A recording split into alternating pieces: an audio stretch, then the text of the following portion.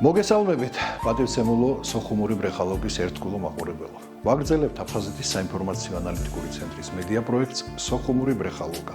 მე გახლავართ მისი პროდიუსერი, რეჟისორი და წამყვანი NMO სიდიანი. მას შემდეგ, რაც სოხუმური ბრეხალობის ჩაწერა დაიწყეს, სულ ფიქრობ, ადამიანები, რომლებიც გადაცემაში ყავს მოწეული, ისეთ კარგ ამბებს და მოგონებებს გვიყვებიან სოხუმზე, გაგრაზე, ოჩამჩირეზე, გალზე, საერთოდ აფხაზეთზე, რომ რაც უფრო მეტი დრო გადის და სურვილიც იზრდება იმისა, საუკეთესო მოგონებები მივაწოდოთ მაყურებელს. და მათ მეხსიერებაში დავტოვოთ მეტი პოზიტივი, მეტი დადებითი მუხტი, ახალ თაობას გავაცნოთ, რა ფენომენი იყო სოხუმური ბრეხალობა. რითი იყო ის ცნობილი და რატომ იხსენებს მას ყველა, ვისაც სოხუმის სანაპიროზე გაუვლია. ეს საქართველოს მოქალაქე იქნება თუ უცხოელი, სოხუმი ხომ ყველასთვის გამორჩეული და განსაკუთრებული ქალაქი. მე დღეს მინდა გაგაცნოთ უფრო ახალგაზრდა თაობის წარმომადგენელი, სოხუმის მკვიდრი, პროფესიით არქიტექტორი, მას აქვს შესანიშნავი ლექსების კრებული, სადაც რასაკვირველია, უმეტესი ნაწილი ეძღვნება აფხაზეთს, კერძოდ სოხუმს. მას ასე, სოხუმური ბრეხალობის სტუმარია, სტუდიაშიც ნამყოფია, ჩვენი თემურ ნაყოფია. მოგესალმები, ბატონო თემურ. გამარჯობა და სოხუმში დაბრუნება ჩემო თემურ. ძალიან მიხარია რომ ჩვენი სტუდიის სტუმარი ხარ, ჩვენი ბრეხალობის, ასე ვთქვათ. მინდა ესეთი რაღაცა გკითხო. რა არის სოხუმი და როგორია ის უშენოდ დღეს? უპირველეს ყოვლისა, მოგესალმებით ჩემო NMO. და მინდა მადლობა გადაგიხადოთ მოწვევისთვის, იმიტომ რომ მომეცა საშუალება ორი სიტყვა ვთქვა ჩემ მშობლიურ ქალაქზე, ჩვენ საერთო ტკივილზე. სოხუმი არის ჩემთვის, რა ვიცი, ბედნიერება. მაგრამ წარსულ დროში რო აღნიშნო, აი ესაა ჩემი გულის ტკივილი. ყოველი ჩვენთაგანის გულის ტკივილი. როგორ გახსენდება დღეს სოხუმი? გავიაროთ სანაპიროზე და დავათვალიეროთ კაფე-ბარები. დავიწყოთ ბრეხალობკით. ბრეხალობკიდან დავიწყოთ. რომელიც იყო შემკრები ბირთვი სოციალური სფეროს, ნებისმიერი სფეროს წარმომადგენლებისთვის. იქ ყველა იკრიბებოდა მეცნიერი, პედაგოგი, მეწარმე, სხვადასხვა ეროვნების ადამიანები. დიახ, აი ესა განსაკუთრებული. ყველაზე მაგარი. ეროვნებით ხო ვერ არჩევდი. სოხუმელი იყო ეროვნება, სოხუმელი ვარ. სოხუმი იყო სიყვარულის ქალაქი, ბედნიერების ქალაქი იყო.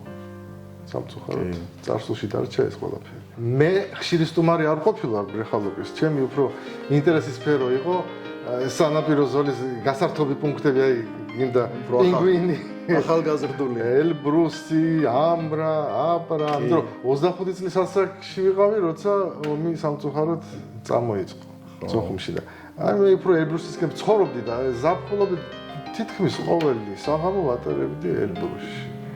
აპრასკინაც მივდიოდით ხოლმე და რა არის მნიშვნელოვანი, მე აფხაზეთთან ერთად გავიზარდე. აი საინტერესოა ძალიან ურთიერთობები როგორი ქონდა. დიახ, ესე იგი შეიძლება ლაშა ზუღბამ ნახოს ეს გადაცემა და ერთ სადარბაზოში გავიზარდეთ მე და ლაშა ზუღბა ცნობადი პიროვნება, დღეს ოპოზიციაშია აფხაზეთის ხელისუფლებასთან და მე ვიცი ლაშა მეომარი. დიახ, მეომარი იქეთ მხარეს იბრძოდა და სამწუხაროდ ინვალიდია ომის, მაგრამ ვიცი რომ კეთილგანწყობილია ჩვენს მიმართ დღეს და სურვილი აქვს ჩვენთან შერიგების და ეს ძალიან მახარებს.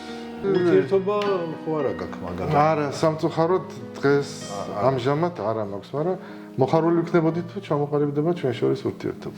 ნუ რაღაცისკენ მაინც უნდა წავიდეთ. ეს მოხდება, ადრე თუ გვიან NMO, ეს მოხდება.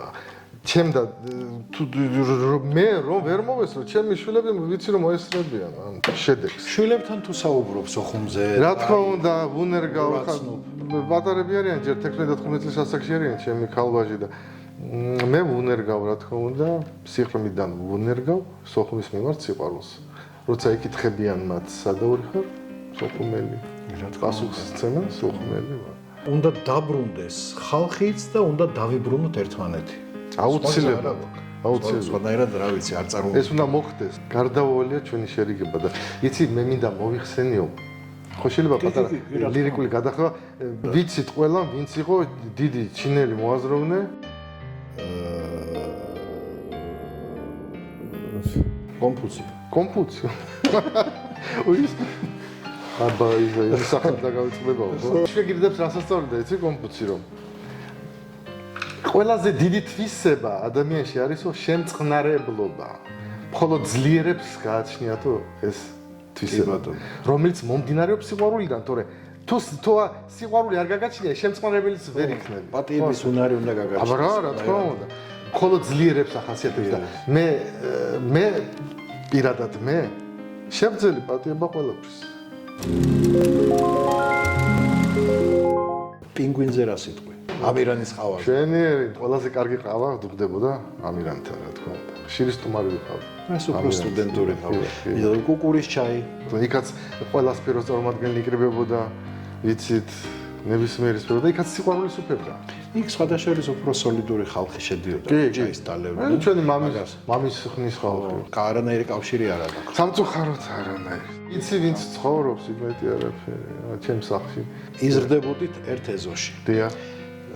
სხვადასხვა ეროვნების ადამიანები. კი ბატონო. როგორი ურთიერთობა გქონდათ? ჩემი გზავნილიც მათ მიმართ ასეთ იქნება. ვაპატიოთ ერთმანეთს. სხვა გზა არ არის. ხო. იმიტომ რომ ჩვენ მაინც ადრე თუ გვიან მაინც ერთად ვიცხოვრებთ.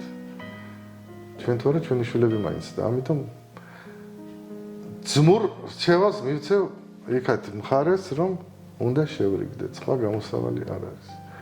უნდა ვიყოთ შემწყნარებლები, როგორც კონფუცი აღნიშნავდა. მე როგორც ვიცი, შენ ლექსებსაც წერ. ისე რა. პატარა კრებული ქონდა რაღაც ლექსების, ხელნაწერების სხვათა შორის გამოცემული არა გაქვს და მითხარი ეს როგორი გატაცება. გვიან ასაკში გამიჩნდა ცოტა მუზა მომივიდა ასე ვთქვათ, იმიტომ რომ პოეზია ბავშვობიდან კითხვა რა თქმა უნდა, ლექსების მიყვარდა პოემების და თვით ჩემი თხზულებების წერა დავიწყე შენ წარმოედგინე 30 წლის შემდეგ ასაკში. მე მოვიდა, მე გეწვია. უკვე დევნილობაში. კალბატონი მუზა მოგძანდა და აი იმის ბრალია ყველაფერი. და პატარა ლექს ყوار. აფხაზეთის თემაზე ხო თუ ნებას მომცემთ, ამონ არის ვიტყვი, თორე ეს გრძელი ლექსია. აფხაზეთო ჩემო გულის ტკივილო ასე ქვია. აფხაზეთო ჩემო გულის ტკივილო ის მარად მწვანე მომენატრა მთები. მშობლიო კერავ სულის ძახილო მე როდის ვნახო ძველი საფლავები. წალკოთი ხარ მხარევ შავი ზღვისპირო ის მოკაზმული გიხდებოდა გემი ით მარგალიტი შენი სანაპირო ეს ნეტარება მომენატრა ჩემი. მინდა რომ სოხუმზე ილაპარაკო. გავაგრძელოთ ბრეხალობის თემა. ნაცნობი ადამიანი არავინ შეხვედრია, ესეთი ცნობილი. მამაჩემთან მოდიოდნენ აი წეგან რო ვახსოვ. ცნობილი ადამიანი. კი, მთავრობის თავმჯდომარე ოთარ ზუგბაია ჩვენი ხშირი სტუმარი მეგობრობდა მამაჩემ ბატონ სულნათელ ოთართან. მე ავთანდა საყვარელიძე იყო უფრო ადრე იმასთანაც მეგობრობდა. პატარა რო ვიყავით ნოდარ დუმბაძე შემხედრია იქ სვათაში. კი ყავას მირთმევდა. კი ნოდარ დუმბაძე ხშირად კი მამაჩემი ახლობლობდა მას. იმიტომ ქალაქომის პირველი მდივანი მაშინ იყო გიორგი ჟორჟელიანი მამაჩემის კლასელი იყო ეს სულნათელი და იმან გაგვაცნო ბატონი ნოდარი მოგვიყანა ბინაში სტუმრად. წაკითხული თუ გაქვს იმ პერიოდში ხა მე-4 კლასის მოსწავლე იყო მე ბები ელიკიო და ილარინ თუ გაქვს ჩემი წაკითხული და არა ნოდარ ბიძია მეთქი და დავიმორცხეთ. მერე წავიკითხავ. მერე წავიკითხავ დავპირდი და წავიკითხე. აუცილებლად წავიკითხავთ. ყველაზე ძალიან რა გენატრება? ვერცად რთული კითხვა, ყველაზე უფრო მენატრება. ჩემისა? ჩემი ეს აი სადაც შენ ხარ ნახო. ხო კარგი თელი სოხუმი ხელის გულზე თავის ზღვიან აკვატორიენოთ.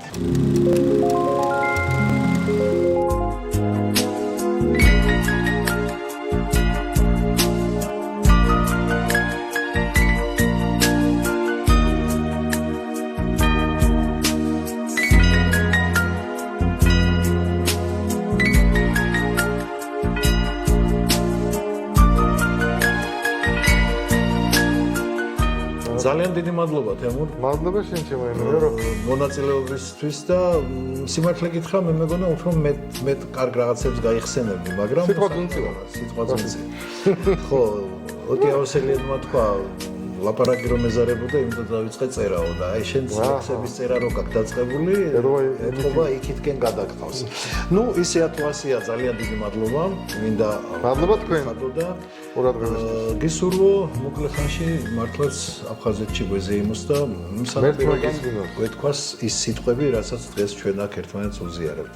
ჩვენ კი გემშვიდობებით დღეს ამით დავასრულებთ. მომავალ შეხვედრამდე. კარგად გრძანდებოდეთ.